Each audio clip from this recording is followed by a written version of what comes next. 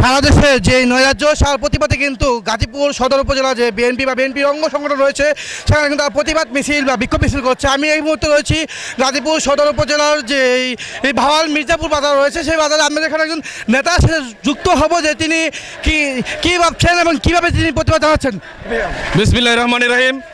সারা বাংলাদেশে যে নৈরাজ্য এবং এই দেশবিরোধী ষড়যন্ত্রের বিরুদ্ধে বিএনপির যেই ঐক্যবদ্ধ আন্দোলন, সেই আন্দোলনের অংশ হিসেবে আজকে গাজীপুর 3 আসনের জননন্দিত জননেতা এবং আগামী দিনের ধানের শীষের কর্ণধার doctor S M Rafiqul Islam Bachchu ভাইয়ের নেতৃত্বে ভাওয়াল মির্জাপুরে গাজীপুর সদর উপজেলা বিএনপির যে আজকের এই বিক্ষোভ সমাবেশ, সেই বিক্ষোভ সমাবেশ থেকে একটাই মেসেজ সারা বাংলাদেশের মানুষকে দেওয়া হচ্ছে, সেটি হচ্ছে যে সারা বাংলাদেশে এই দেশবিরোধী যেই জামাত শিবিরের এবং এনসিপির যেই ষড়যন্ত্র, সেই ষড়যন্ত্রের বিরুদ্ধে বাংলাদেশ জাতীয়তাবাদী দল বিএনপি আগামী দিনের রাষ্ট্রনায়ক বাংলাদেশ জাতীয়তাবাদী দল বিএনপির চেয়ারপারসন, সম্মানিত চেয়ারপারসন জননেতা জনাব তারেক রহমানের যেই নেতৃত্বে যেই সারা বাংলাদেশের জনগণকে একসাথে নিয়ে বিএনপির বিক্ষোভ মিছিল আপনারা ইতিমধ্যে অবগত হয়েছে।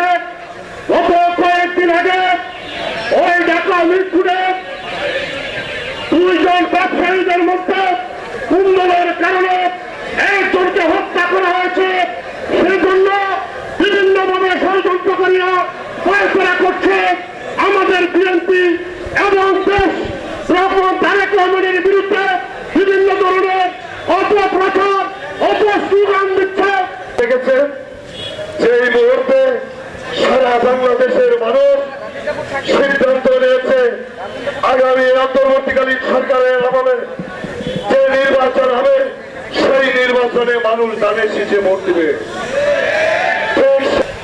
দেশের বিরুদ্ধে কিন্তু চক্রান্ত থেমে নেই।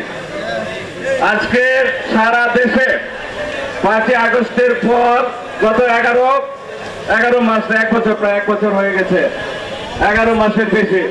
এই সময়ে বাংলাদেশ জাতীয়তাবাদী দলের সম্মানিত ভারপ্রাপ্ত চেয়ারম্যান আমার যারা বিএনপির আদর্শ থেকে যাদের বিচ্যুতি হয়েছে, যারা কোন রকম ভুল ত্রুটি করেছে, যারা অন্যায় আচরণ করেছে, যারা বিপথে পরিচালিত হয়েছে, তাদের বিরুদ্ধে আমাদের সম্মানিত ভারপ্রাপ্ত চেয়ারম্যান যথাযথ সাংগঠনিক ব্যবস্থা নিয়েছে।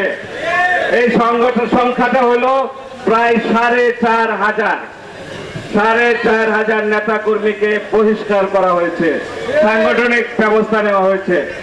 হয় নাই?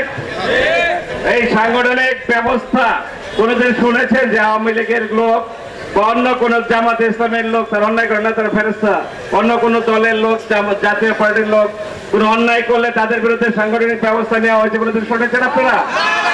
যদি দেখেন এই যে পদক্ষেপ, দলীয় নেতাকর্মী যারা দীর্ঘদিন 17 বছর আন্দোলন করেছে, সংগ্রাম করেছে, যারা জেল খেটেছে, যারা কষ্ট করেছে, নির্যাতিত হয়েছে, তারা আজকে বিপথে পরিচালিত হওয়ার কারণে তাদেরকেও পরিষ্কার হইতে হয়েছে।